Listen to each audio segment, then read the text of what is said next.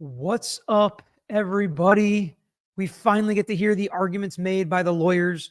We get to hear the position of the Commonwealth, as we now know they even have information about how the jurors potentially voted unanimously on a couple of these charges. We get to hear both sides make an argument to the court.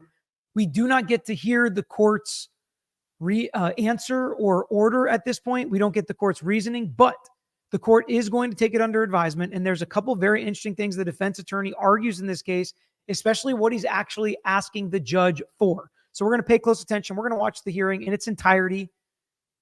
So hit that like button and let's get into it.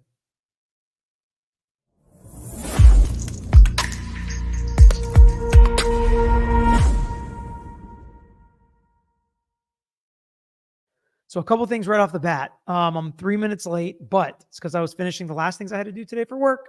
So we can spend a little extra time to go through the entire hearing. The first 40 minutes of this video were kind of just like stuff going on in court. So it's a little over an hour. We're going to listen to the whole thing together. We're going to go some overtime if we need to. But I really want to listen to it and hear how, this defense attorney is one that we didn't see tried the case. He focuses on appeals. He talks about how he focused on appeals. He talks about how much experience he has multiple times, maybe trying to nudge the judge in their direction. He also does a couple things that I always love. I don't know how effective they are depending on how the attorney on the other side feels. Usually attorneys are not easily pushed around, but he said certain things like, "Judge, I feel like at the end of this, even the Commonwealth is going to agree we've got to dismiss these charges. I think we're going to come alongside each other and do what's best for justice." Almost like a little bit of not a guilt trip, that's not the right word, but like, this is so obvious what needs to happen in this case. How could anybody reasonably argue against it? That's kind of what it feels like a little bit. And I like it as far as our analysis and for our discussion. I'm not sure it really carries much weight with the Commonwealth or the judge in this case. Also, another programming note here. The sound sucks. I've enhanced it as much as I can. We can hear what everything everybody is saying. We can hear that, but we got to listen. There's some background noise. We'll do our best. I'll repeat a lot of it so that you guys, in case you can't hear it, and we will discuss what's going on, why they're arguing the way that they are, what are the best and worst arguments for each side, and of course, I'll answer your questions. So let's start the video now. There are two central issues that are raised by the motion to dismiss and the supplemental affidavits that have been filed on behalf of Ms. Reed. The first of them is whether or not there is strong and I contend uncontradicted evidence that the jury reached a unanimous decision, even if it wasn't formalized into a vote or into a polling announcement to the court. First issue, did the jury reach a formalized unanimous verdict, or a unanimous verdict even though it wasn't formalized? It's strong and uncontradicted as a result of the jury declarations that were made through counsel to the court, sworn to by counsel, that the jury reached a unanimous verdict on 2 of the 3 counts of the 3-count indictment.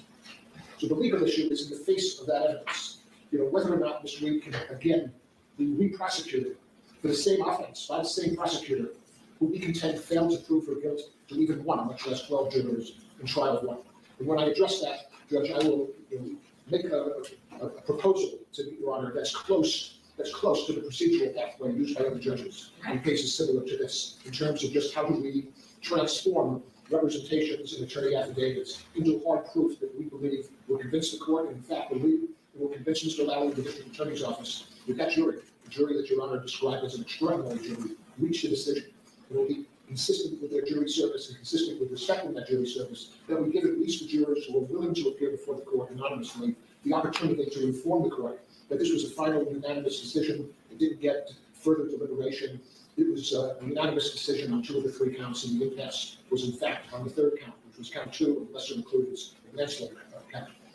So again, same argument, counts 1 and 3, they decided not guilty. Count 2, the lesser included of manslaughter is really what they were hung on. What's interesting to me as well is right there, you heard him say, if you give us the opportunity, we can transform the affidavits by the attorneys that we've already submitted to you into real hard evidence that the deliberation was over. They were not going to continue to deliberate. The only thing they kept talking about was the lesser included of count 2. And he's smart in the way that he argues because he's using verbiage and language, and we've seen other lawyers do this, that differentiates the case law that he wants to be different from and wraps him up in the case law and the holdings that he wants to be the same as, right? So when he wants to compare to one case law he wants to be like, he's going to use that language. When he wants to contrast and show how it's not like a case, he uses different language than was used in that case. And we all know the case that the finalized verdict was not final, and whatever the case was called, that the judge ended up finding that even though they were at first not guilty on this higher count, and then they went to the lesser included, they continued to discuss it. He's saying they were not going to continue to discuss it, and they think they can prove that to them. And if you hear, he is going to argue for the opportunity to have a hearing to present this evidence to the court. That's what we're here for, and why the defense is pushing. They're not asking the court to dismiss the case today necessarily. They're saying we need more. Let's get the jurors in here, or let's produce this evidence in a way that will convince not only the court, but we believe the Commonwealth this is the right and just thing to do in the American criminal justice system. The second of the legal issues that I want to address, and they both together center on the double jeopardy clause, its unique history, and it's discouraging, if not deterring, if not prohibiting second trials when there's any. I love the way he said that. I'm stopping a lot just because it is a little bit hard to hear. The second issue is double jeopardy. And I love how he said, if not denying outright the fact that we can try this case again, it is seriously discouraging it. And that's how I feel. Is it an outright denial? Probably not right now, because we think we know what the jury said and did, but we haven't had the hearing yet. We haven't asked the jurors. We don't have that record evidence from the jurors' mouths yet. But just on what we have, it seriously discourages and should discourage the judge or the Commonwealth from allowing this second trial to go forward. And I love the verbiage he used to explain that, because he's not going hyperbole. He's not going overboard. He's legitimately making, and we're about to go on a little history lesson again, a law school seminar that he's going to take us down memory lane on how double jeopardy works, what justice looks like, and what the only just outcome in this case should be. Rationale that would justify the verdict of the first trial, the first jury, or the continuation of the first jury's deliberations is whether or not, now that we have evidence that the jury was not going to be passed, evidence that was not known to Your Honor at the time that you ordered that they be disbanded in order of the mistrial, evidence not known to Mr. Lally or the prosecution or the defense, that in fact the note they wrote to Your Honor after the two-week charge on July 1 was not unambiguous, as Mr. Lally wrote in his pleading. It was ambiguous. It was subject to two constructions. One, that their impasse covered all three counts, and therefore would lead reluctantly to a mistrial declaration. Or two, that the impasse was on one count with multiple lesser included charges, but did not encompass counts 1 and 3. I also like how he is being very respectful and kind to the prosecutor, even when he disagrees or says they make a mistake. And he's like, listen, we have evidence now we did not have before. The prosecution didn't have it. The defense didn't have it. The judge didn't see it. And that's the context of what they were thinking when they wrote those jury notes. Lally said that it was unambiguous, or that it was unambiguous, the jury's note. But now we pretty much know by definition it was ambiguous, because there are multiple ways to read the note. Were they stuck on just one count, or were they stuck on all three counts? That's the big question. That's what makes it ambiguous.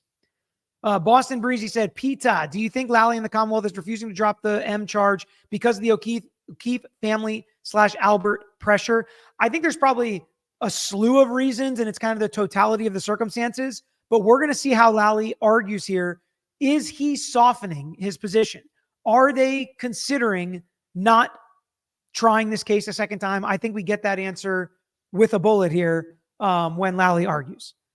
And Mardella, yes, well-respected, 50 years, been doing this forever, and he mentions that multiple times throughout his argument.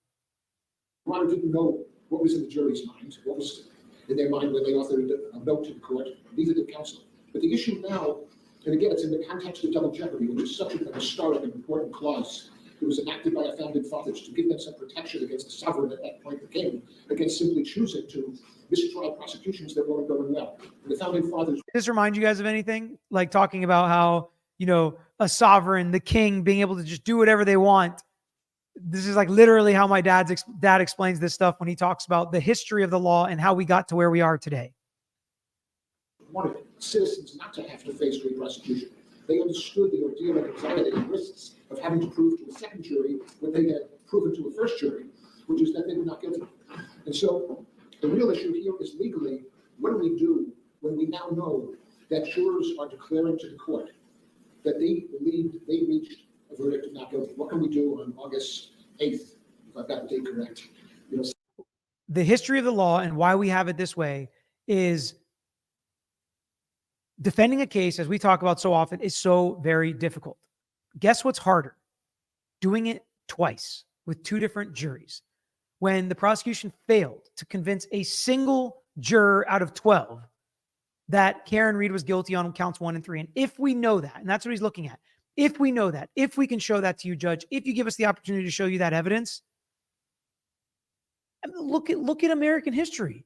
We don't want to go forward on counts 1 and 3. Let them have that count 2. I don't think they should either, is what he's arguing. But if they go forward on count 2, fine. But on counts 1 and 3, are we really going to do this, Judge? 6 weeks after the July 1 trial that Your Honor presided over, a lengthy trial with an exceptional jury.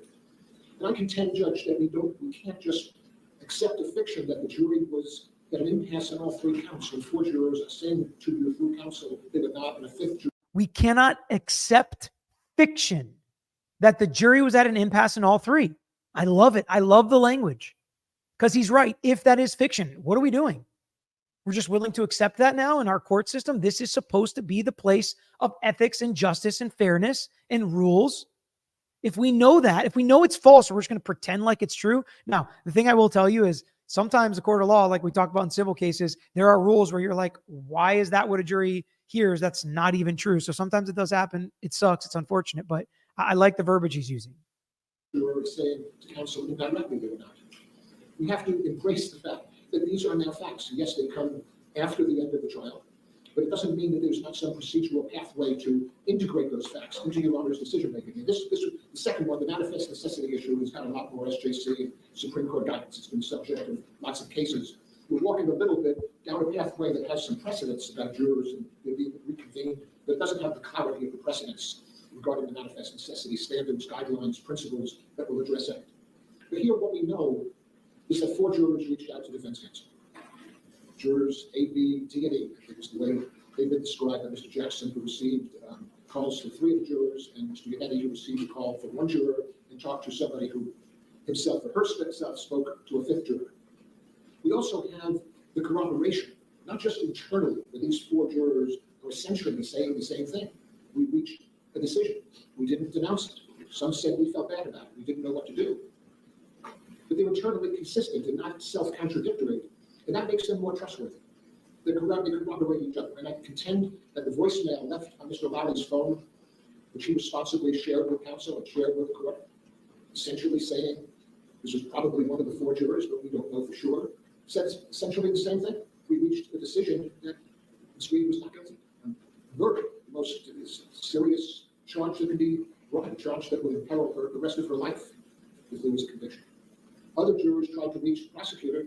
They didn't succeed. The prosecutor made a decision that he couldn't promise anonymity, which every juror seems to want, and that's understandable given the level of media and public attention on this case. And I understand the court gave them discretion, and they made an order that the defense didn't dispute that they were entitled to anonymity. The public interest did not weigh the interest of the jury in anonymity. So again, similar arguments we talked about here. The wild thing about this is all of these juror statements corroborate each other. They all say the same thing. None of them say it's 11-1.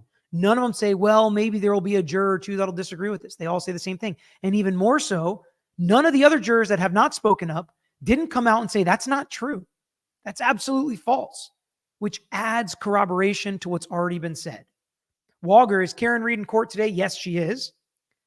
Ashley, best guess on when we'll get Bev's decision.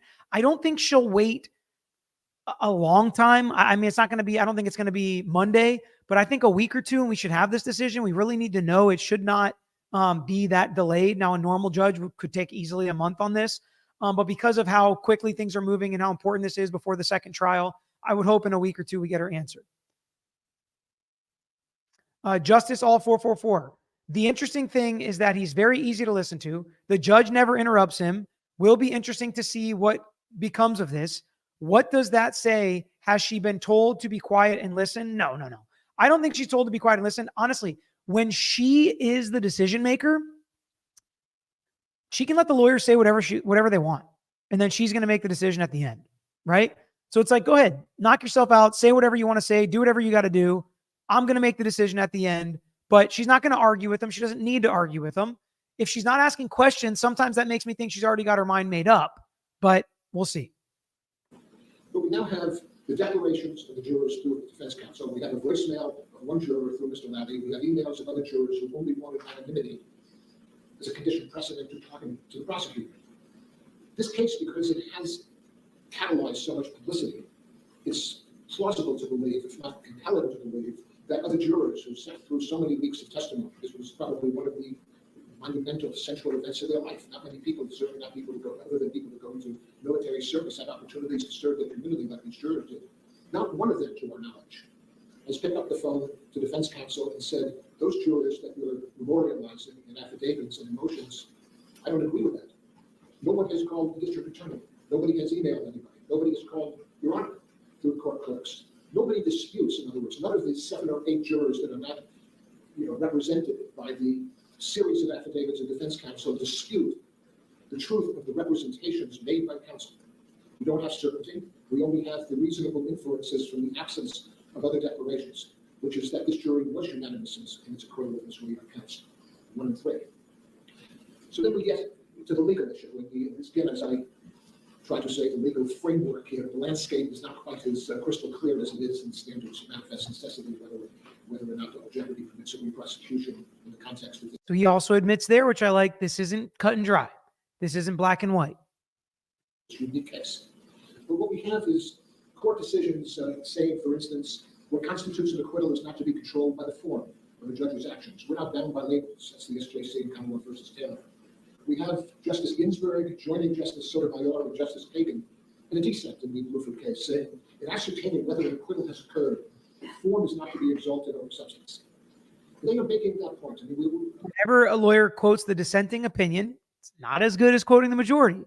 But we can't elevate form over substance, which means if something was not done procedurally perfect or there was a form not filled out perfectly, but we all know it was not guilty, the substance of their decision is more important because somebody's life and freedom is on the line. And if we know what that substance is, we've got to make our decision based on the substance. I've done this for 52 years, and procedures inform sometimes governs. And it's the recognition that double jeopardy is different. For instance, as I get to in the manifest necessity phase of the argument, all of the courts put a heavy burden on the prosecutor to justify his trial, to justify a re-prosecution. Ordinarily, I'm used to the burden speaking on me as a defense counsel. I'm used to having an affirmative obligation to lay out for an appeals court exactly what I want. But in this unique area, the disincentive to re-prosecuting somebody, the same prosecutor for the same offense, when there's evidence of an acquittal or evidence that the jury wasn't at an impasse over all counts, is so significant, it's so core to our values, that they put the burden on the prosecutor, and I will get to the cases that support that, what I call. So did you get his point there? So he's saying, I'm used to, as a defense appeals attorney, I have the burden, and it's a huge, heavy burden once the defense has already lost for me to get stuff overturned, for me to get cases dismissed, for me to get a new trial. It's so very difficult. The burden's always on me. I get it. And I get why, because a jury has convicted my client. But the exact opposite is true here. If there's evidence the jury acquitted Miss Reed or a defendant, the burden then goes on the prosecutor as to why they should be able to try this case again. Now, he says it, and that sounds all nice. That sounds all perfect. But the burden is only on the prosecutor if the defense can show the jury unanimously acquitted Ms. Reed, which is what they're asking for the opportunity to do. The central proposition, which is, where's the default? Is the default from not asking the jury about these other counts that Ms. Reed goes to trial again? Or is the default instead that the prosecution simply cannot again re-prosecute when it was not manifest necessity in the first place for the counts 1 and 3? The Supreme Court 67 years ago, and I remember it because it was the tail end of the Warren Court, and it revolutionized criminal justice, and it talked about Miranda rights. Nobody knew Mr. Miranda back in the 1950s. Giving right to counsel rights. Matthew, Ohio extended suppression remedies for Fourth Amendment violations. These were all unknown until the Warren Court. The Warren Court, in the case of Green versus the United States, in its opinion, said, and it's important, that double jeopardy was designed to protect an individual from being subjected to the hazards of trial more than once. That the state, with all its power, should not subject a citizen to the ordeal of living in a quote continuing state of anxiety, as well as enhancing the possibility that even though innocent, he may be found guilty by a second jury. So what do we do in a world where we have facts not known on July 1 that are known on August 8. And this is not completely novel territory. For instance, the First Circuit, the Federal Court of Appeals, it's 11 years since the Boston Marathon bombing. And they're still dealing because of capital punishment with whether the punishment should be life or death for the Sonata versus Weston. And they recently, in a lengthy opinion of over 100 pages, said, bring back these two jurors where we have a principal basis to question their impartiality. The SJC just 4 years ago, in a case dealing with a lawyer's allegation that there had been a racial statement, it's called the McCallum case, 485-90, said to the defense counsel, the judge will authorize you to recontact that juror and get an affidavit. And if there's any skepticism regarding the truth of the affidavit, we will have a hearing and make decisions. The nation was affixed to the verdict. And he's saying if you're not going to take this stuff as record evidence that it's a not guilty verdict, we need to have a hearing. We need to bring the jurors. We need to do whatever we can. Give us the opportunity as the defense to prove this to you that this was a not guilty verdict. And it was over. They were not still negotiating. They were not still thinking about it. It was over. Case from South Carolina where a lawyer was accused of killing his family. And there was evidence recently, according to the media, that a clerk spoke to a juror. And the judge convened a hearing, questioned the people who were connected to it before wanting to make a decision. In other words, regularly, judges who receive reliable evidence that there was extrinsic evidence that Marshall talked to a juror, there was a juror bias, there was a questionnaire fair, that something happened during that the jurors accessed the internet when they were judicially prohibited from doing so.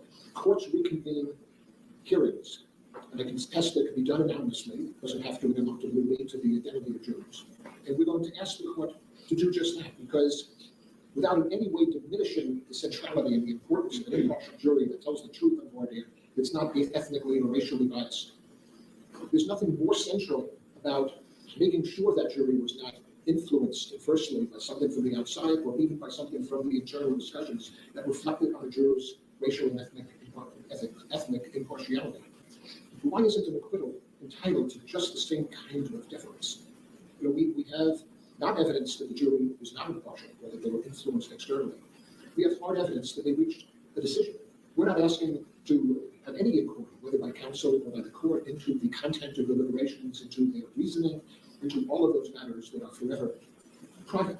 But here we're asking them no more than Your Honor could have asked upholding them. So here's his argument that we've been talking about with all these motions, and the Commonwealth's argument that they're invading the province of the jury that's supposed to say private, so it's supposed to say confidential. He's like, no, we're not asking them why they voted how they did, what the discussions were, what they argued back and forth, or their reasoning for anything. We're purely just asking simple questions the judge could have asked when polling the jury, which again can be appropriate, is not in and of itself inappropriate, which I think is good. And he's about to explain that. Kate, if Bev says no, can they appeal? Yes, I expect this to be part of an appeal if she says no. Justice for all, but so has supervisor that have say in what she does. I have to wonder, she has been so quiet, which is not typical, if there are other powers that be that have told her to let it play out. Yeah, I don't know. That I don't know the answer to that one. Peter, do you poll juries? If not, does this case change your mind? If I were a lawyer, I would. I always do after the verdict. But in a hung jury, I will ask, but it's up to the judge. We can't really demand it like we can after a trial. All right, so let's hear his explanation of what they would ask the jurors. Which is, did you reach your verdict on count one? What was that verdict? What about count two? No. What about count three? Yes. So there is precedent, although slightly different, but we contend no less important. Do Your Honor making a decision?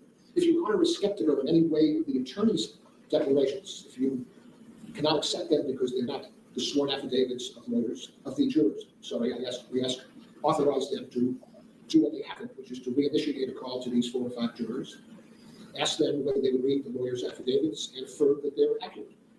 Or, alternatively, authorize the lawyers to ask the jurors whether or not they would execute an affidavit. It could be 2 sentences. We reached a final decision unanimously to acquit Ms. Reed, counts 1 and 3. That's what he wants to do. That's what he's asking for.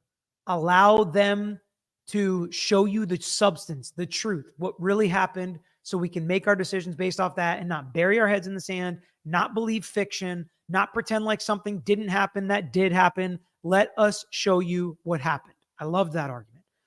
Petty AF. Peter, is there a limit on how many times you can ask for a dismissal? This lawyer is making a fantastic argument, but will Bev really approve? There is a limit, yes, but as new things come out, you can always file another motion, right? All the judge can do is deny it. You got to feel like you're protecting the record. So there is a limit, but kind of, but not really, right? Jeffrey, if Bev denies and KR is convicted of manslaughter, won't they still argue on appeal the evidence that shouldn't have come in could have influenced them? Absolutely. This does not limit them from any other appellate issues that they want to file on count 2 or anything else that's going to happen in the future. This is specifically about what they know right now about this case and this jury with these 2 counts. YSL judge released first orders. Some are special. I've heard rumblings of this, but I have not seen them yet, so I have no comment. Your Honor doesn't have to accept 4 out of 12 or 5 out of 12. Your Honor has a lot of discretion in terms of how to get to the bottom line, which is what is the truth here. She's got a lot of discretion. Also means she could just deny it, and that's within her discretion. Your Honor could schedule a hearing and have the 4 jurors in. They would remain anonymous. We would even waive public trial. I'm not sure if the media would, but to keep this private, to keep this. That was important. Something we didn't know yet. They would be willing to waive public trial. What he means is they would be fine if there were no cameras, no reporters, completely confidential, completely closed courtroom. They would be fine with that because they've been pushing for the cameras. They've been pushing for the media, for everybody to see what's happening and everybody to know the truth. Public trial, that's her right. But he's saying this is so important and we understand confidentiality. We understand how important it is to keep this stuff sealed that we would waive that right. Confidential, because we don't want the jurors to, risk identity. Your Honor could do it in any number of ways. We have responsible court officers that can meet 4 jurors anywhere Your Honor selects. We have responsible lawyers and responsible prosecutors. This doesn't have to be an event that challenges the jurors' anonymity. I guess what I'm saying is that we're asking the court not to closing the door to this new evidence and really adopting a fiction that the impasse was on all 3 counts when we now know that there's strong corroborated, trustworthy evidence it was not. To establish a procedure consistent with the Cont, consistent with Sanaif, consistent with the Supreme Court decision in Renner, and take those cases where jurors do come in after the fact, where there's credible, responsible evidence that they were either biased or that they had some extrinsic evidence from the internet or from improper contact with a third party, and help us investigate this. I don't believe that if the Norfolk DA was convinced from that process, and it could be 4 jurors, it could be 12, but if all of them tell the court, we made a final decision, we never went back, like the Bluford case, or to re-examine it, it's not an intermediate. The Bluford case, yeah, they didn't go back and continue discussing it. He thinks if we're able to present this evidence, if we're able to have this hearing, even the Norfolk DA will not want to move forward with charges. Do you agree or disagree with that? Let me know in the comments. If they present evidence and all the jurors said, yes, we would have voted not guilty on 1 and 3, do you think the Norfolk DA would just walk away? I hope they would. I think they absolutely should, but do you think they would? Patty said, I don't understand how they could prove the jury didn't convict. Is this not just hearsay? So we've got to be careful when we're watching trials and not trials. So the rules of evidence are very different at trial than at hearings or other things. So no, it's not necessarily inadmissible hearsay. Number 1. Number 2, if they get affidavits from the jurors, there are plenty of situations where motions and hearings can be done with record evidence that is affidavits that can take the place of live testimony. So there are all sorts of different rules that would allow them to still get this in, and it would not be considered hearsay. Justice for all. It's not that complicated. Bring the jury back for a private consultation, ask them the question, and move on. Why are we making it harder than it needs to be? Well, justice for all, we do have to be careful not to do this flippantly. We have to be careful to make sure that this isn't something we do all the time or in every case or just at the drop of a hat. So we got to go through the proper protocols. We got to make sure it's an extenuating circumstance and that it's absolutely necessary and there's no easier path of least resistance or easier way to do this for the jurors. And that's why the judge is the gatekeeper of that. The decision, it was a final decision. All of our impasse was about count 2 and the multi-professor included. I am hopeful that the prosecution would join with us and not seek a new trial if they were convinced by the jurors under oath to what they've not yet been convinced by, which is defense counsel. This was a hard-fought case, and I'm not being critical of the DA, but I've done this for a long time, and I believe in our system of justice. People say it's not perfect, but it's the best that the world has. This to me is hallowed ground in a courthouse named after someone who's a friend who I deeply respected. And I want the prosecutor to get the facts in the best way we can at this point in the case, which is through Your Honor. order a hearing, Judge. Don't make Ms. Reed be the first person in the history of the Commonwealth to face re-prosecution for murder by the same prosecutor's office that tried her once and failed to persuade the jury she was guilty. They've not given a single case where facts like this have been ignored. Not a single precedent have they raised. Nationwide, state courts, murder cases, 50 states, federal, where there's been this kind of demonstration that we were silent when we shouldn't be, but she was acquitted. They've got a Commonwealth versus Juvenile, where there was a verdict slip, nobody knows when it was written. We have Bluford, there was clearly further jury deliberation after a juror told the judge that we had reached a decision on 2 counts. So see, that's the continuing differentiation from Bluford, is that in that case, they went back, they continued discussing, and here they did not. Although that was not in the affidavit. They didn't specifically ask these jurors, did you guys continue discussing counts 1 and 3? They said everybody would agree 12-0, not guilty on counts 1 and 3, but they didn't really say, was it over? Did you guys agree not to discuss that anymore and only discuss count 2? I think that would have helped in the affidavit a little bit for me. Can they retry just on count 2, Francis? Yes, they could. If counts 1 and 3 go away, they could just retry on count 2. To be honest, I'm not an attorney, I'm an RN. Why does it have to be this complicated? It's a simple question. I agree, but it's complicated because we do not want to have all these juror interviews, jury questions, go back and revisit verdicts that have already happened. It's a very unusual circumstance, and lawyers and judges are very trepidatious, and they hate change. They hate new things. They hate different things. So when it's different, we make sure it's right before we do it. And this is a little different. I'm convinced, perhaps, through many years of doing this, that acquittals count. And if she was acquitted, nobody wants her re-prosecuted on the counts for which she's been acquitted. And form's important, procedure's important, but what's more important is substance. What's more important is to find out whether that jury, in fact, voted to acquit and it was a final vote. And then I hope there's no dispute. I hope Mr. Lally will stand up in front of you and join me in asking that those 2 charges not be re-prosecuted. So let me switch from the acquittal, its implications, to manifest necessity. In this case, we have explicit guidelines, which have been set out by the Supreme Judicial Court, that look to whether or not there was manifest necessity for the declaration of the mistrial. Manifest is a word. Switching gears here, and he's talking about manifest necessity for the mistrial. This is something that could include count 2, but it's kind of switching gears to part 2 of his argument. It says to show clearly, and whether the mistrial order was avoidable, whether there were any viable options, whether the court essentially had no choice, no options. If you at minimum, with 4 or 5 jurors saying, we believed her to be innocent, we believe there was a vote, there's no evidence from those declarations that there was an impasse on counts 1 and 3, an impasse that would have rationalized and justified the order of mistrial. The note, as I said, was believed to be unambiguous by the prosecutor, but in truth was ambiguous. It led to 1 or 2 instructions. So this is really becomes a burden of proof issue. Who bears the burden when there was an understanding by the court that the note reflected an impasse encompassing all charges, when we now know there was a rational alternative explanation for the note, a logical one, which is we were addressing only the charges in count 2, the multiple charges, the multiple decisions within the manslaughter count. Here's where the court helps us. The Supreme Court in Arizona v. Washington placed a heavy burden on the defendant, on the government, on the prosecutor to justify the mistrial. The SJC has issued multiple opinions. I'll read just a couple, because I think the burden of proof issue is central, Judge. Decisions that started formulating the jurisprudence around double jeopardy and manifest necessity. It says, the prosecutor must shoulder the burden of justifying the mistrial if he is to avoid the double jeopardy bar. His burden is a heavy one, cited to Arizona v. Washington. Cruz v. Commonwealth, SJC 2012. Prosecutor has to prove it's not going to be double jeopardy. And again, if we just go off what we know and what's in the record, I don't think it's that hard. If we're allowed to add this additional information we have from the jurors, then it becomes more difficult. The heavy burden of proving that a mistrial was due to manifest necessity lies with the Commonwealth. Commonwealth versus Nicole, 452 Mass 816, 2008.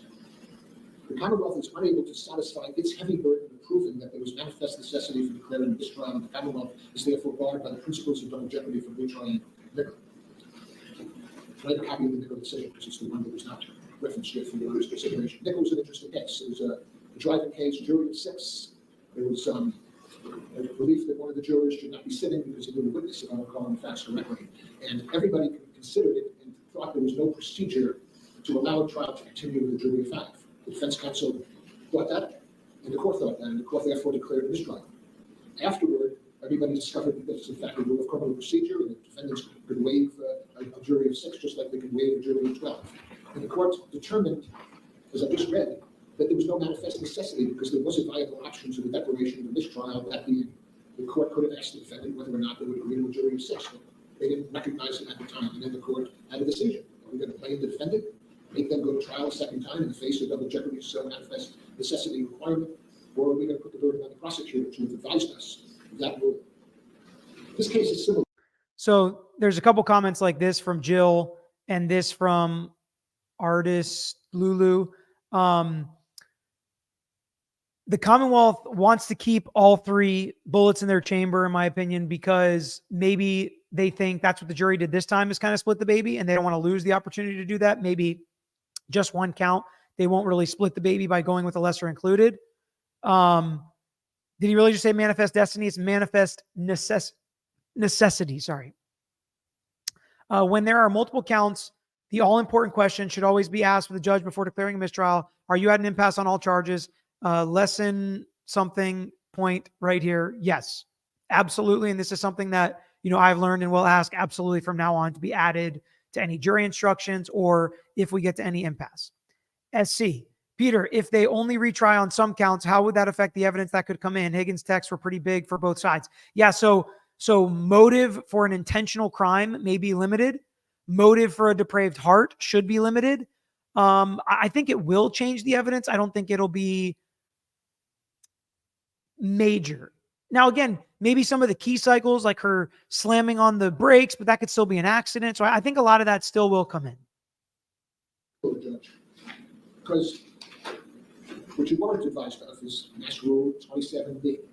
So everybody focused on Roth and Juvenile and Bluford, where all of them were single counts with lesser included. So in the Roth case, the SJC decided that it prohibited judges like yourselves from inquiring into the vote. You couldn't ask the jury, well, if you haven't decided on manslaughter, what about involuntary manslaughter? What about OUI? But this is different because we have 3 counts, not 1. And Rule 27B, that you were not advised of, and we contend, of course, the burden was on the table of the side that wants to re-prosecute her, says as follows. The judge may declare a mistrial as to any charges upon which the jury cannot agree upon a verdict, provided, however, that the judge may first require the jury to return verdicts on those charges upon which the jury can agree and direct that such verdicts be received and recorded. The advisory note is even more explicit. This rule also provides that the court may declare a mistrial in cases where the jury is unable to reach a verdict. However, it must first receive and record the verdicts which the jury can agree on. That rule had been brought to the court's view, provided a viable option to a declaration of a mistrial. It would have justified the courts, it would have required the court, as well as justified, to ask the jury whether or not it was an impasse on all counts, or rather than just one.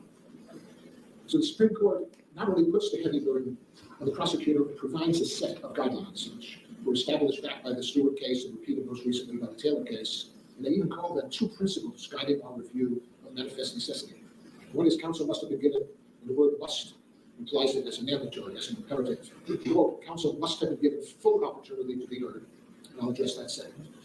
And quote, the trial judge must have given careful consideration to alternatives to a mistrial. These are legal imperatives. Acting like this is the better argument. In my mind, this is always not as good of an argument.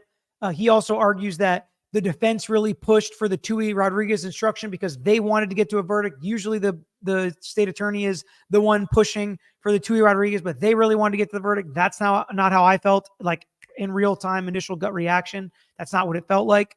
But no matter what, I don't think she did anything glaring that was like she jumped to conclusions with mistrial. I know some of you guys said, oh, she jumped right to it. It was so quick. It was all her fault. I kind of disagree as somebody who's been involved in cases where there have been mistrials. Everybody sitting in the room knew where it was going. We were doing streams every day like, hey, the next one's probably going to be a mistrial. We all knew it. It was not a surprise. The alternatives were continue to push them. She only could have maximum pushed them one more time anyways. Now, I wish she would have asked, is it an impasse on all counts? She didn't. Nobody asked her to, but we are where we are. And we contend respectfully for a variety of reasons that neither of those two guiding principles were met by the evidence of what occurred on July 1, where we have the chronology of Your Honor taking argument from counsel regarding the first warning note, and the prosecutor didn't want a two-week instruction. Defense counsel did. Your Honor elected to give a two-week instruction. And 4 hours later, the jury sent a second note. And unfortunately, there was no convening of counsel or no request for counsel's position, no opportunity for Mr. Yannetti and Jackson to speak to Ms. Reed. After all, that's her rights, not just theirs. And there was this lack of consideration. Hindsight being 2020, he's making these arguments that, he never showed. I cannot believe they didn't show the note to counsel. That is wild to me.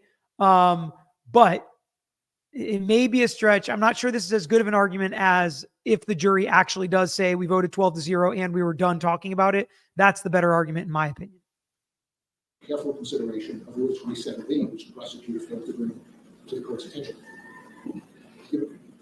Again, usually this would be an issue where the defense counsel could be criticized when they don't object to instructions after trial instructions. The Court of Appeals makes it very hard for appellate to succeed in reversing the judge's not providing instructions. Admitting all of these arguments are very difficult on appeal for defense counsel, but that's not where we are right now. But this is double jeopardy. This is different. This is why all of those cases, the U.S. Supreme Court in Arizona, the Supreme Judicial Court in Stewart, Nicole, the appeals court in that case, Commonwealth versus Harrigan, we've cited. In light of the importance to the defendant's right to be free of exposure to second jeopardy, the burden of justifying this trial rests on the prosecutor. And so again, it's the default. If these procedural guidelines, these principles, where the court must consider any viable alternative, just the judge may not know every rule at every moment, just like the judge in Nicole did. It's on the Commonwealth to advise the judge. So this was a case that really comes down to whether or not. So real quick, Alan, and Alan, I hope you know I'm not picking on you. This was a good comment, so I wanted to respond to it. Bev declared a mistrial, immediately dismissed the jury, barely took a breath between declaration and the dismissal. And a lot of people have been saying this since these motions have been filed now.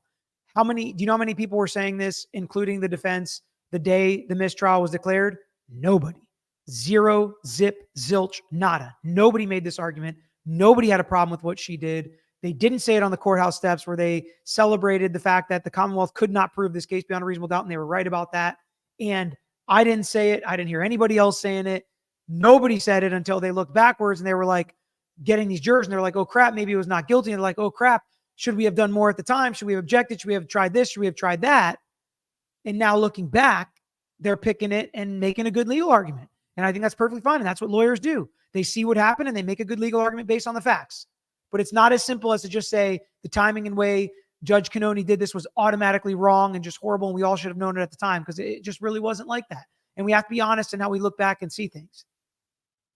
Thank you for the comment, Alan. There could be deference to a judicial ruling when it was made without meeting the criteria, a full opportunity for the defense to be heard before the court read the final note and issued its final order, and a full opportunity for the court to consider the alternatives to the declaration of mistrial.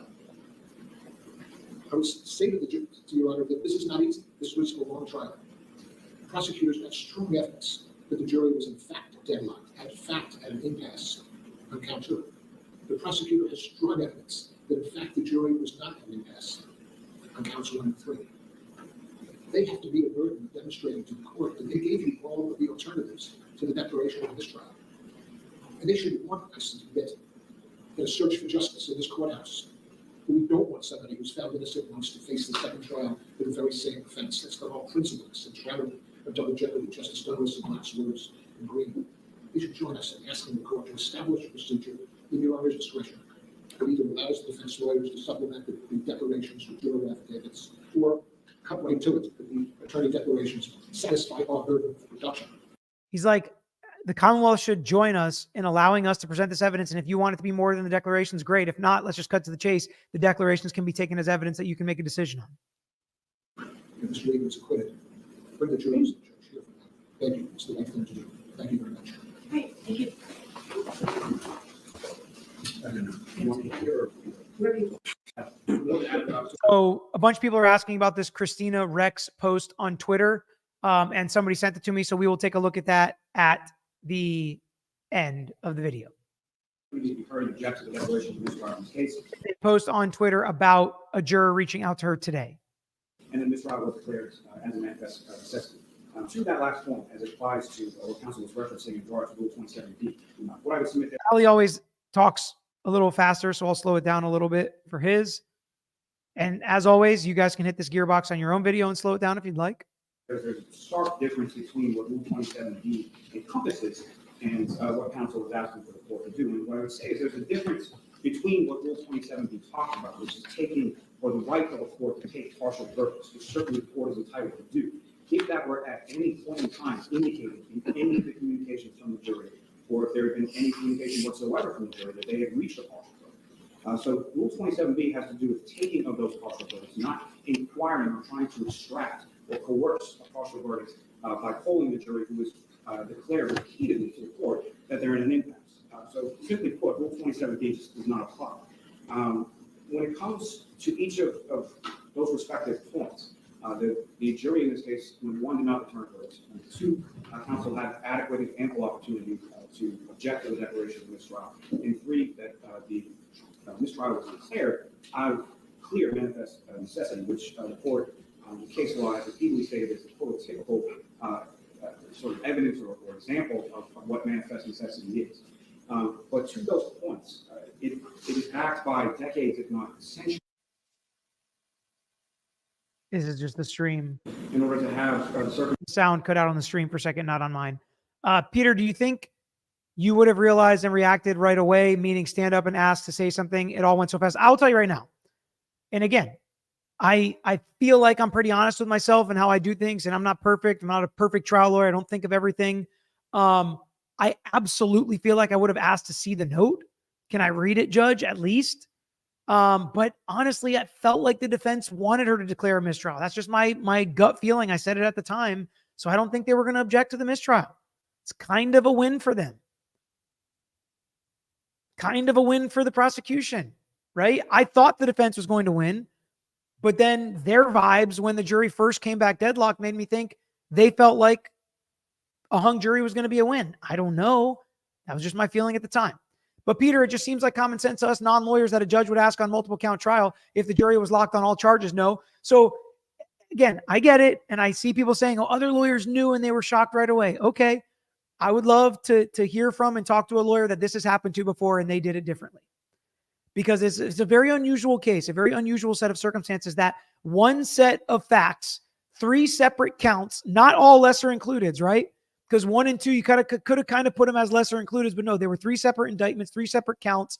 Unusual for one set of circumstances to have a situation where they would be not guilty on one, hung on one, not guilty on one, in a situation that this is not normal. This is not how it always happens. These are very seasoned and experienced lawyers who have tried lots of criminal cases. So I understand how we're all looking back on it now, and I think it's hard for people to separate once you know something, and I think everybody's understanding now why it's so hard if a juror comes in with a preconceived notion or they know or feel a certain way about a case. It is so hard to unwind that because now everybody thinks it's so obvious. Now everybody thinks that they should have been asked, and it was fundamental error for them not to ask. And I agree with you. They should have asked. I wish they would have asked, and it's something I'm going to add to my process of doing this, but it's unusual. It's not something that happens all the time. It wasn't an obvious error or mistake, in my opinion, that was willfully done by the judge. That's just my opinion.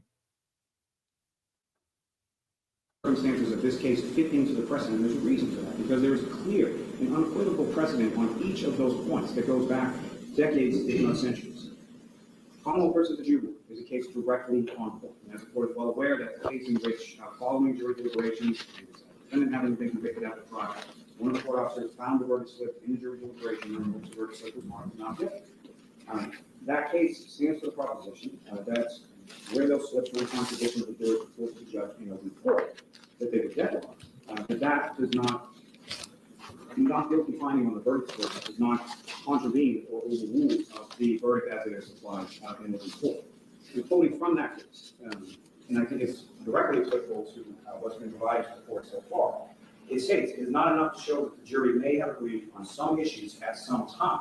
If that limited showing were controlled, uncertainties would be invited. And that's exactly what the defendant is asking the court to do in this case, is a contravention to that case law, in juvenile, in Booth, in Roth, in Ray, in all of the cases over the decades and the centuries dealing with this. Blueprint itself states very clearly, the very object of the jury system, after all, is to secure unanimity by comparison of views and by arguments among jurors itself. A single juror's change of mind all takes to require the jury to reconsider a greater offense. And that also comes Commonwealth versus Cont as well.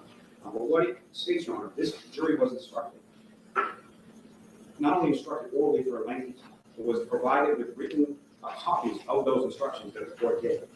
That stated on at least 9 or 10 different times exactly what the unanimous verdict was and how to come to that unanimous verdict and how to report that unanimous verdict. And there was no verse that was returned stating anything in this case. And in particular, the two charges that the defendant now complains of dealt with civil choice. There was a box for guilty and a box for not guilty.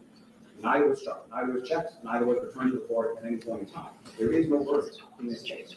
Now, as far as whatever those communications that the jurors are referencing, what the Commonwealth was doing, Your Honor, is the judge did nothing wrong in this case. The court did nothing wrong in this case. The court applied the law as it exists to this case. There's nothing special about this case. There's no special application or procedure that needs to be developed, created, and employed as it applies to this case or this defendant. This defendant, in this case, should be treated as any similarly situated defendant or any similarly situated case within the court system.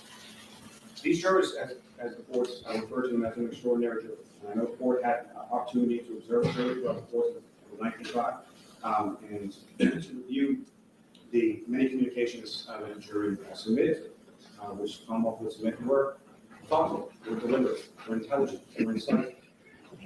This jury told the court on multiple times that they reached an impact as far as their deliberations were concerned. And again, and he's going to say that's unambiguous. The defense is going to say that's ambiguous because they did reach an impasse, but not the way that Lally's trying to make it seem. Nikki asked, if there is a new trial, what happens to all the Proctor and Co evidence? Is it still credible? As credible as it was last time, depending on how you felt about that. Maybe even a little less credible, depending on the outcomes of everything and more things that we're going to be able to impeach him on. Hi, Peter, new member here. Lally confused me here. I'm unclear as to why 27B is irrelevant. I would agree with you. I was a little confused. I have less comments during Lally's argument because I'm a little confused as to what he's saying. I think that he is on the side, the path of least resistance, the easier side, the status quo side, the let's just let it ride, no verdict, mistrial, move on, retrial. So he's kind of on that side where it's just like, nobody do anything, judge. Don't make a big decision in this case. Let's have the next jury decide and just keep going. But yeah, I don't understand how 27B would be irrelevant here. Ginny Gunner, 20 years working in a courtroom, every multiple count verdict is questioned by the judge before even reading the verdict forms, let alone the jury says it's hung. Every multiple count verdict is questioned by the judge before even reading the verdict forms, let alone if the jury says it's hung. I'm not fully understanding what you're saying, but if you're saying if the jury says they're hung, that in every single case they ask them to get polled for each count, I've never seen that happen before. If the jury says they're hung. Kat in Virginia, what does Judge Canoni, not Bev, have to lose by allowing the jury to be polled at this point? Why would she say no? Again, creating chaos, potential for outside influence, potential for people to argue that somebody got to these jurors, maybe an outcome she doesn't want or doesn't think is proper, or doesn't think is correct. Maybe she doesn't want to open the door to things. Judges don't like to be trailblazers for the most part. Nina, David Swift case just a few weeks ago, jury was hung on one charge and not guilty on first degree. Judge asked the foreperson to dismiss the first degree. Absolutely, it can happen. I'm not saying it can't happen, but especially if there are different charges and different counts that aren't all based on the same set of facts and circumstances. Do you know what I'm saying? If it's like, if there's an M charge and a burglary charge or something like that, you know, but a lot of times judges just won't think to do that in the time, and lawyers won't ask for it, just like this. This happens all the time. And guess what? Jurors don't usually reach back out because it's not a high profile case and they don't usually tell us this stuff. So that's what makes all of this so unusual. Evening, Peter, UK. Couldn't have this have been resolved so easily if the judge had asked the jury foreman, are you unanimous? All absolutely, that could have solved our problem. Yes. Yes. Or are you hung on all counts? Yes. It could have. It should have. I wish it would have. It has happened before, but it's not like it happens every single time once a juror says they're hung. If a juror says they're hung, in my opinion, most of the time people assume it's hung everywhere. If they weren't hung, they would tell us. But when they say they're hung, we assume they're hung everywhere. Because if they had verdicts, usually they would tell us if they had a verdict. That's all I'm saying. Usually people believe jurors would tell us if they had a verdict. And if they're hung, they'll say they're hung. But absolutely, I wish she should have asked about individual accounts. Millie Martineau. Thank you, Pita, for explaining.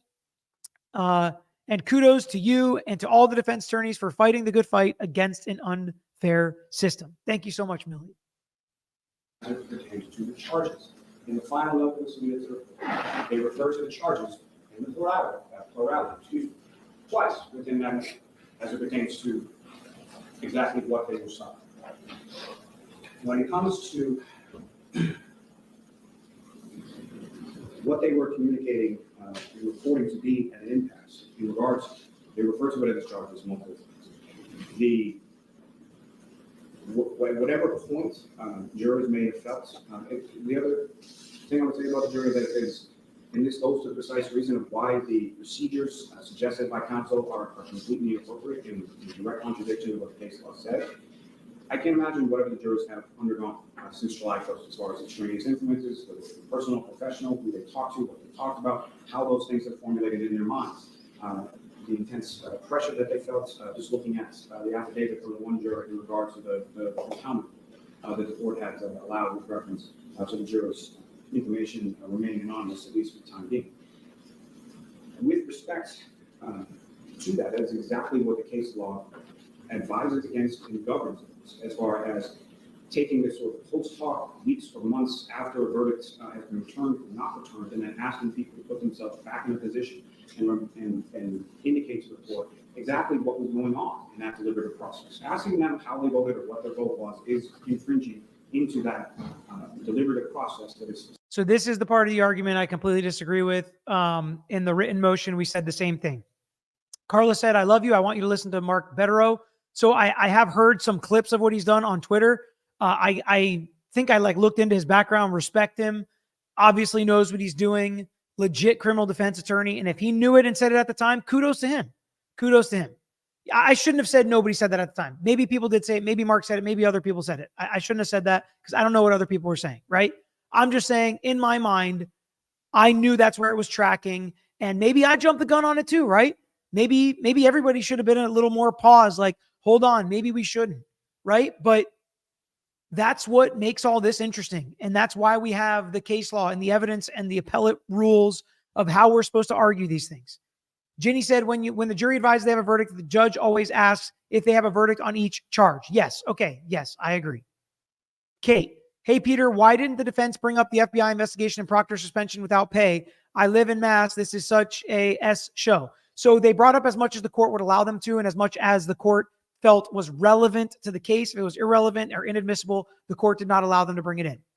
Stella, with as much distrust as Massachusetts residents have in law enforcement in the court, Judge Cannoni must poll the jury, in my opinion, or there will be chaos, protests, etc. I'm not ever for chaos or things like that, but I definitely think it would be really important in building some public confidence to do something like this. I would agree with you there.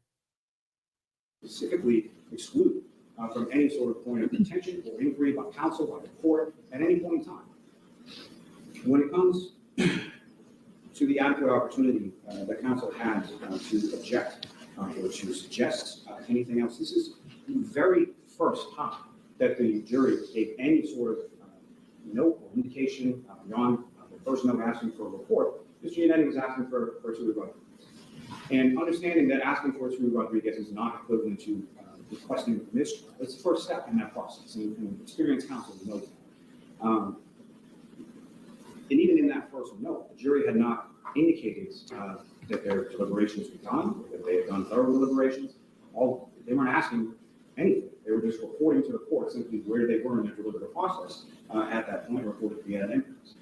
Counsel, and these are Mr. Giannetti's own words, on both occasions, indicated that from or argued for Tutor Rodriguez on both of those first two notes that came from the jury, that this jury was emphatic and that they were, quote unquote, hopelessly deadlocked. That is what counsel was asking for. What counsel is intimating there, making an argument about its for this trial at those particular points, or at least leading down. Now, as far And I kind of agree with parts of that argument.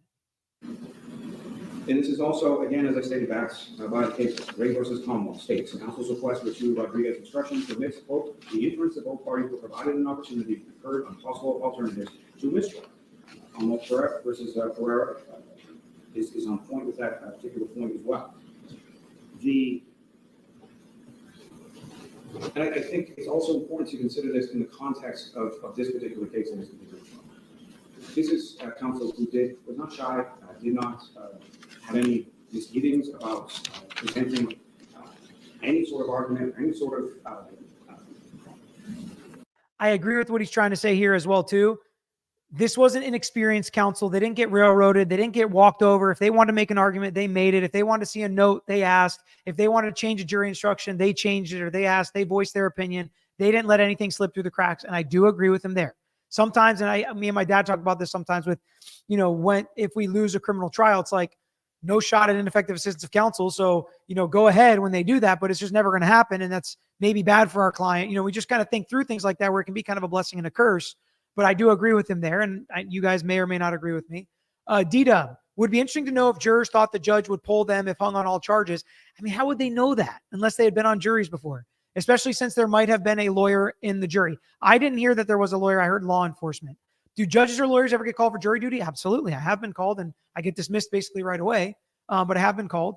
The Pilgrim Shadow, the honorable active and retired LEO, we have two honorable active, and retired LEO. We have the utmost respect for each of you. I say prayers of gratitude every single day for you and your families. Thank you, the Pilgrim Shadow. And yes, and if there are bad apples or cops in some of these cases that we watch and listen to and react to, all the more need for people like you that are honorable, active, and retired law enforcement officers. Argument against the court's decisions when it came to anything that was even a perceived slight measure against the defendant's interest, and I would direct the court to the verdict argument that was made post-trial as well.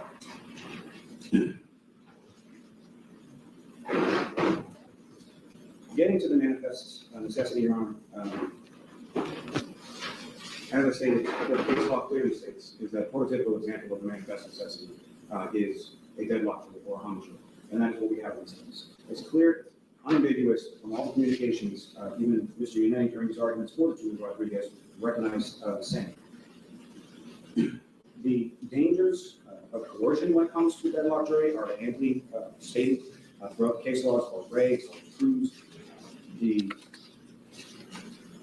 court was never required and has never been required, and that goes from the Cooper decision from the United States Supreme Court and the Supreme Judicial Court of this Cont, that there is no requirement that the court makes any sort of polling or has any sort of asking when it comes to those, how the jury stands, whether or not they have a vote, whether or not they have a partial vote. I would also submit, Your Honor, that counsel's argument is a little disingenuous when it comes to indicate that those cases only apply when you're talking about charges with lesser included, or charges that have a multiplicity of different findings that the jury can make. But it ignores the fact that there are those two very charges or indictments that the defendant is seeking to dismiss here. They're very simple. Not guilty or guilty. Those are the two boxes to be checked. So in those instances, it may be permissible for the court to require a poll. But the coercion and the fear of that that's developed through the case law is inherent within the second count, which had all of those lesser included charges, which is exactly what the case law and the rules prescribe, as far as not allowing the court to inquire into those types of scenarios. So, yes, the defendant's position is that the court should uphold the required only as to indictments 1 and 3 and not to as indictment 2.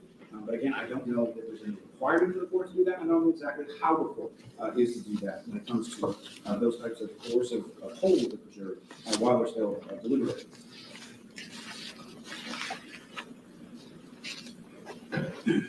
The notes and communications from the jury, again, on 3 separate occasions, in very deliberately, as far as the language that was used, declared themselves to be eminent as on 2 separate occasions, the last of which included language to the effect that any further deliberation would be futile. That is the very definition of manifest necessity. and left this court with absolutely no alternative other than to declare mistrial. And that is clear from the language of the jury's communications support, and it's clear from the case law and the rules and the law itself as far as what the court can do. The two areas the counsel is talking about, sort of asking for extension or creation of new law, again, sort of special or deferential treatment to this case or this defendant. The two areas in which the court can make post-trial inquiry have to do with some sort of bias. If there's an issue raised in regards to whether it's due to racial discrimination, gender discrimination, or some other protected class. So that sort of bias implicit in the jury's deliberative processes. Or in an instance,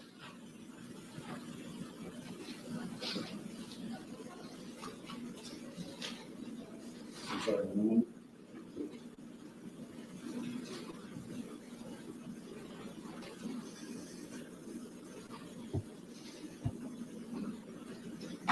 And in an instance, the defendant's not raising either of those issues.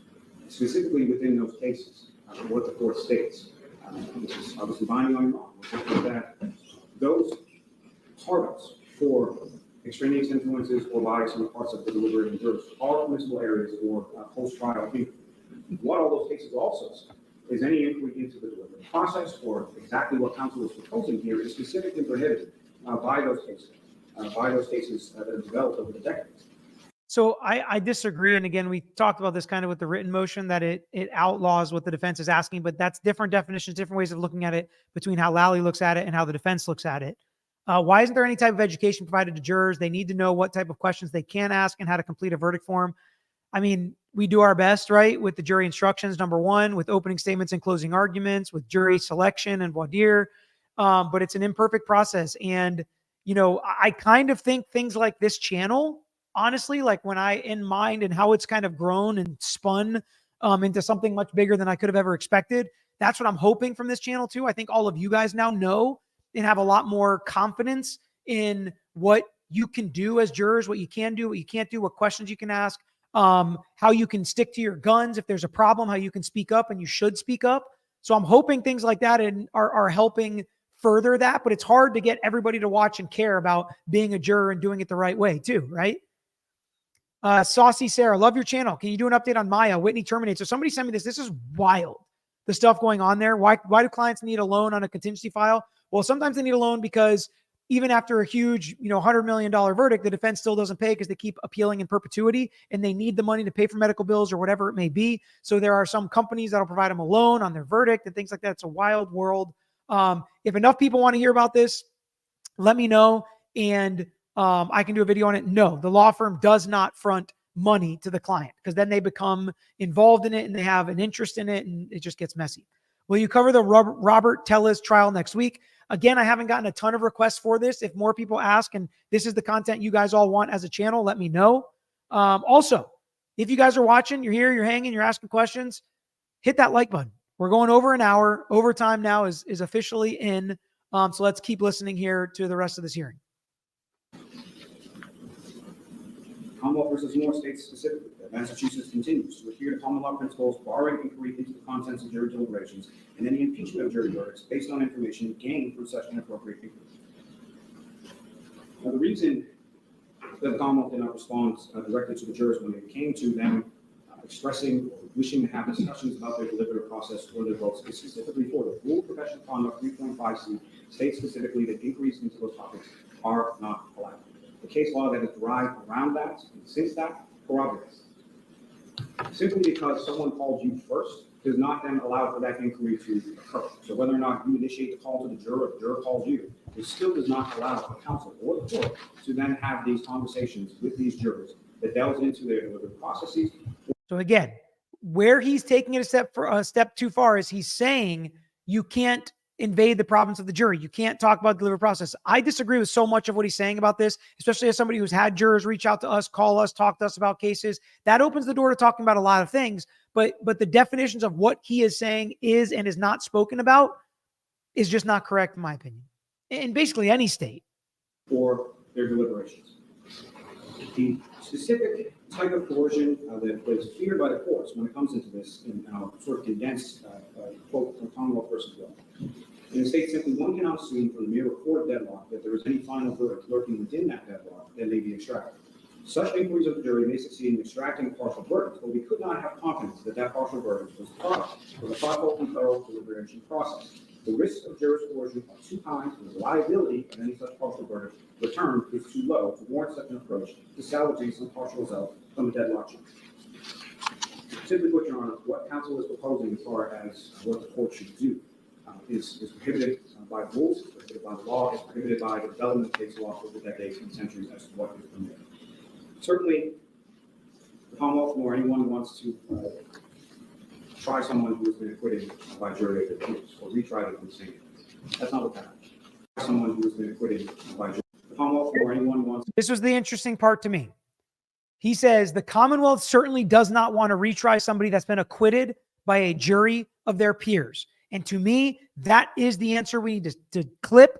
And if the judge allows the defense to present more evidence or the jurors to come in and get questioned and they all say, yes, we voted unanimous no, they should take the decision out of the judge's hands because they certainly don't want to retry a case after someone has been acquitted. He said it here himself. Centuries as to what is permitted. Certainly, the Commonwealth or anyone who wants to try someone who has been acquitted by jury of their peers or retry them. Certainly, the Commonwealth does not want to retry somebody that has been acquitted by a jury of their peers. And I would agree with him. So let's get that answer. Don't hide behind fiction, right? Lawyer language is too complicated. Yeah, and it's really frustrating. And when we are in these rules committees writing the rules, I'm always trying to be like, guys, we got to put this in normal language. That's the way I try cases. That's the way we talk about it on this YouTube channel. I want to say it in a way that the jury understands. But some lawyers will object. Like, that's not what it is. He's got to use this word, not that word, and this word and not that word. And it's like, they're trying to make it confusing to the jury sometimes in cases, I think, as a ploy to try to win. Leanne, if they proceed with count 2, can they reword it or does that have to be the same? They can reword, if you mean like the verdict form and things like that, they can absolutely rework it and reword it. Rebecca, I guess I come from the mindset of to be fair and impartial, one must listen to both sides. However, I know that's not reality. That's why I love this channel. And Rebecca, it's interesting you made this comment because when we do jury selection, when we talk to jurors, when we're thinking about it as lawyers, we hammer this. This is all we talk about. This is all we want. Be fair, be impartial. We don't talk nearly enough about the procedures and what the jury's going to have to do and how they can do it and what they can ask or not ask. And sometimes maybe that can get lost because we care so much about them being fair and impartial and listening to both sides. That's not what happened. There was no verdict returned by this jury. Counsel had more than an adequate opportunity to address the court in relation to the declaration of this trial. And the court did absolutely nothing in finding a manifest necessity as the only alternative that could have been employed in that particular case. Polling the jury then, polling the jury now. It's simply not permitted by the rules, it's not appropriate, and therefore the defendant's motion should be denied. Thank you. Can I reply, please? Thank you.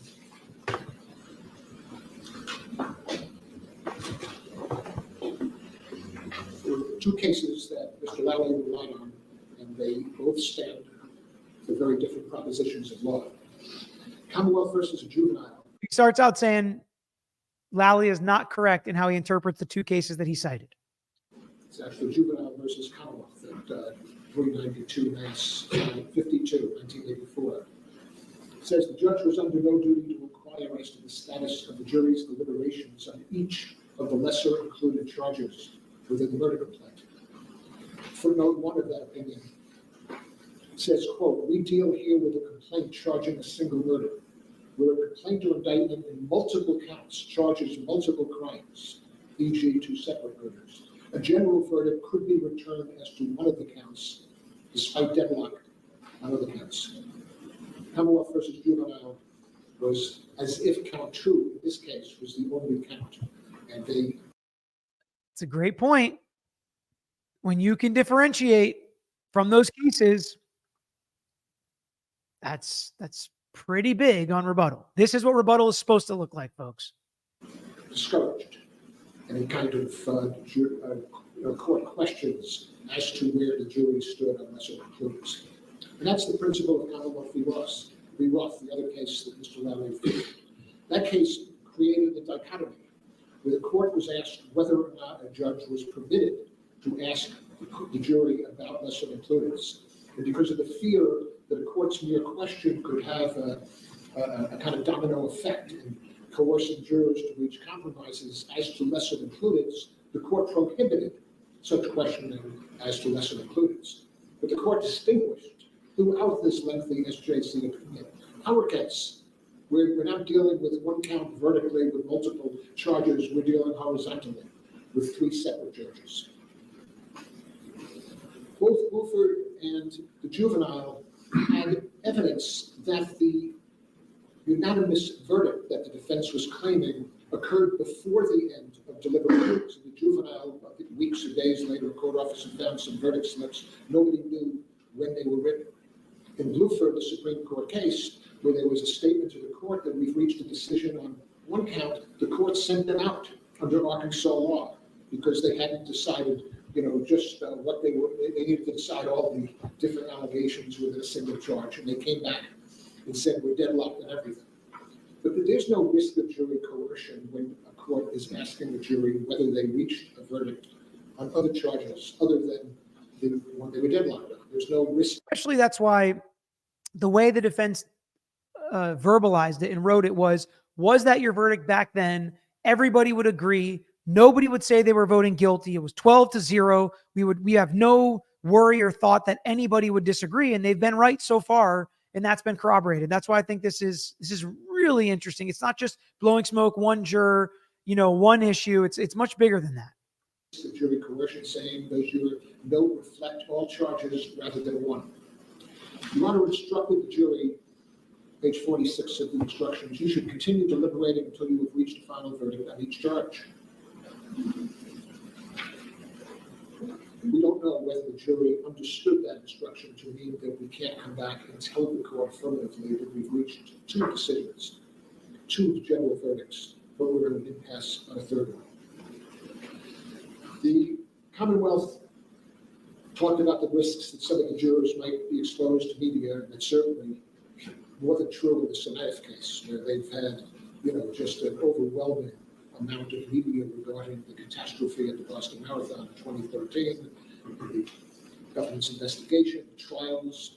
Jurors knew what one jury decided, and yet the First Circuit said that's not a prohibition about a court exercising authority to ask the right questions. Judge, you're an experienced jurist. I trust you to be able to determine whether or not a juror telling you they reached a verdict, to determine whether it was final or whether it was somehow influenced by the media. Your Honor does that every day when you pick jurors on the front end to determine whether they're biased or unbiased. It's certainly not a prohibition that should insulate an acquittal and allow a re-prosecution. The question at the end for the jurors would not be about the deliberative process. I understand Mr. Lally's citation to Moore, the discomfort of the rules that say jurors should not be asked questions by anyone regarding, why did the Commonwealth not persuade you that Ms. Reed was guilty? Or what did you think of this witness's credibility? Or why did you vote a certain way? Or what did the other 11 jurors say? A deliberative jury is not a focus group. It's not a place, for lawyers to ask about the views of 12 jurors, through the interview with one juror. But your Honor is being asked to do no more than ask them what you would ask if they came out and said we had a verdict, which is, did you unanimously determine as a final determination that Ms. Reed is innocent of counts 1 and 3? Was your decision unanimous? Did any juror dispute it? That's very different than probing the subjective state of mind or probing for what other jurors said that caused somebody to reach that unanimous verdict. If Mr. Lally's concerned it wasn't a final verdict, Your Honor can ask the question, was it a final verdict? Was there ever a deliberation again after you reached that unanimous decision? In terms of the argument about Tui and Mr. Yannetti saying, well, they're deadlocked, if he wanted a mistrial, he could have asked for a mistrial. Then Your Honor would have, of course, had the discretion to deny it after 4 or 5 days of deliberation. He asked for a Tui instruction.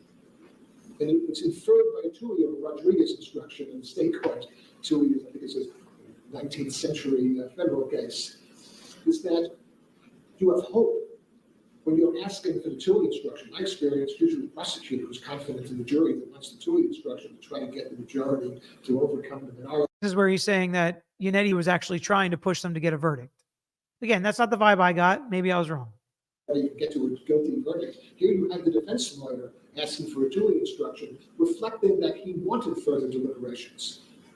And so it's no answer, and the Ray case is not. Problem for me to take that seriously is it was either a two-way instruction or just send them back without it. They were going to continue deliberations either way. So I don't think that that's what he was asking for under the context in which we watched it. Say that when you ask for a two-way instruction, you are really asking for something more than a two-way instruction. Two-way means I want this jury to reach a decision. And that's what Mr. Yannetti was saying during those two colloquies on the Friday before and on July 1.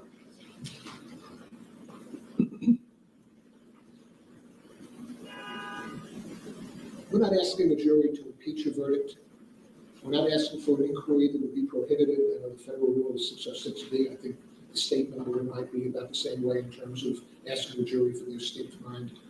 We're asking the court to conduct a voir dire that Mr. Lally agreed would be done if our argument is one of the 12 jurors was biased. If our argument was, well, we now have no evidence one of the jurors read an internet. We have evidence here that the jury acquitted Ms. Reed. What can be more central to the core values of our criminal justice system than to make a judicial determination with a respected and experienced superior court judge, whether that's so or not, and if it's so, stop her re-prosecution, because that would be a horror to make her convince 24 jurors of her innocence a second 12, when she's already convinced the first 12. Thank you, Judge. Thank you. Just reiterated the argument again. Hold on one second. Let's just hear the judge say, I'll take it under advisement. Any responses to Lally or you all set? All right, thank you very much. I'll take this under advisement. All right. So the judge takes it under advisement. He just reiterated that there's just no way we can go forward on this, judge, if the jury actually voted not guilty, and asking if that was their vote at the time, if they were unanimous at the time. That is not getting into any uncharted waters where they're not allowed to go and asking the jury questions. So, and I agree with all of that. It was kind of, the very end was kind of like his wind up again, his closing again of his argument from the written motions, his first argument, and then there on rebuttal. I've been picked for every jury I've got summoned for. One question always about, do you follow cases? I never used to. Does this impact being chosen for juries? Yes. Maybe they'll ask what cases you follow, why you follow them, things like that. And depending on your answer, one side or the other may love you, one side or the other may not want you anymore on the jury.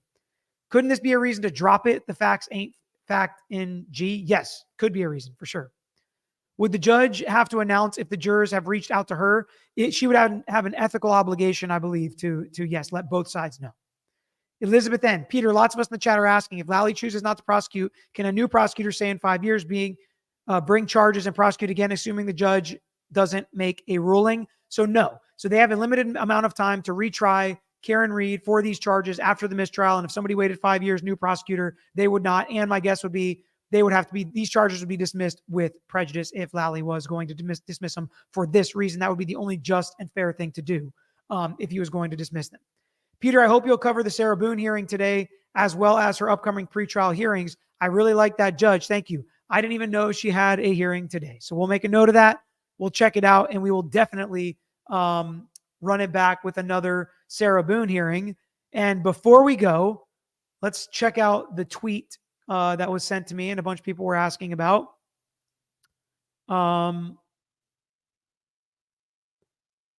So Christina Rex said, and hit that like button if you guys are sticking all the way till the end. Former juror in Karen Reed trial tells me he or she spoke with a couple other jurors today, and they think it's pretty simple. If the court wants truth on unanimous final not guilty votes on 1 and 3, they will reach out to the jury and bring us back in. If they don't, they won't. I agree. That is simple. They can do it, but doesn't mean they will. Doesn't mean they have to.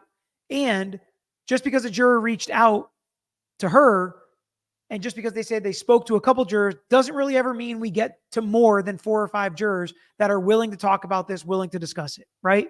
That's kind of the issue we're dealing with, is how many jurors are really interested in being involved, how many are willing to risk it to come and be questioned, and what will the judge ultimately decide.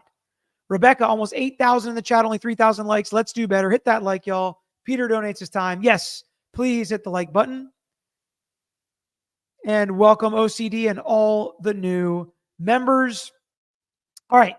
that's it. That's all we got. Happy Friday. Hope everybody has an amazing weekend. We will keep digging in. We'll be waiting on pins and needles for Bev's decision. Sorry, Judge Canoni's decision. I can't wait to hear what she says and what her reasoning is. That's going to be a really interesting breakdown for me as well. Let me know what you guys think the outcome is going to be of this hearing. But that's all we got. So until next time, please hit the subscribe and like button. We're out of here.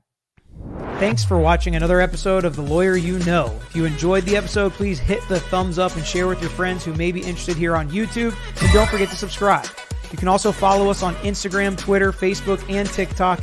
And don't forget to check out the Lawyer You Know podcast with new seasons dropping every quarter. If you have a case you want to talk to us about, if it's a personal injury case, wrongful death, catastrophic injury, car accident, or slip and fall case, please email us at lawyeryouknow@gmail.com. And of course, all these links I just mentioned are included in the description below on this episode and every episode. So until next time, this is Peter Tragos, The Lawyer You Know.